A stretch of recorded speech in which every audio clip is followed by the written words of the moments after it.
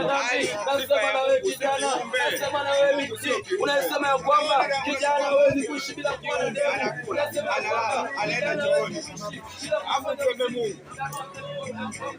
Paka na zapaka, ng'ombe na za ng'ombe, chura na za chura. Mariamu kata Yesu, ndio Mungu wako wewe.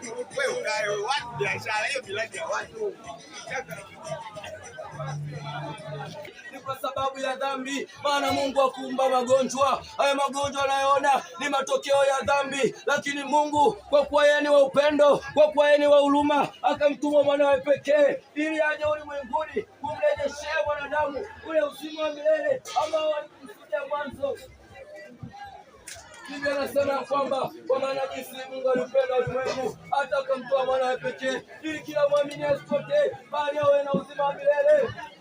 Mwanadamu yoyote ambaye atamwamini Yesu hapa duniani huyo hajapotea, lakini asema Yesu amekwisha potea. Ndio kwa Yesu mpendwa, ndio kwa Yesu aweze kukulinda, ndio kwa Yesu mpendwa ili aweze kukuokoa, ndio kwa Yesu ili aweze kukuokoa.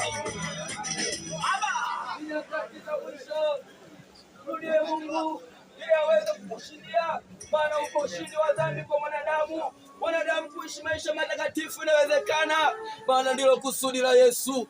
Ndio mpango wa Yesu Kristo kuja duniani. Alikuja kumpa mwanadamu ushindi wa dhambi. Ndio kwa Yesu kijana, ndio kwa Yesu.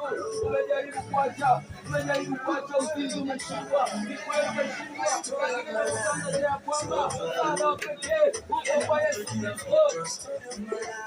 Si kweli umepoteza fedha nyingi kwa mademu mpendwa, ndio maana hata sasa bado hujafanikiwa, kwa sababu ukipata fedha wewe unawaza tu uzinzi, ukipata fedha unawaza wanawake, ukipata fedha unawaza mademu. Ndio sababu njoo kwa Yesu ili aweze kukupa matumizi mazuri ya fedha yako, maana hiyo ndio sababu. Ni kweli unafanya biashara, ni kweli fedha unapata, lakini pindi unapopata hiyo fedha shetani anaenda kupeleka kwenye uzinzi. Wazo la kwanza linalowaza ni kwenda kufanya dhambi. Uko lazima utoe fedha yako kama uwe dhambi.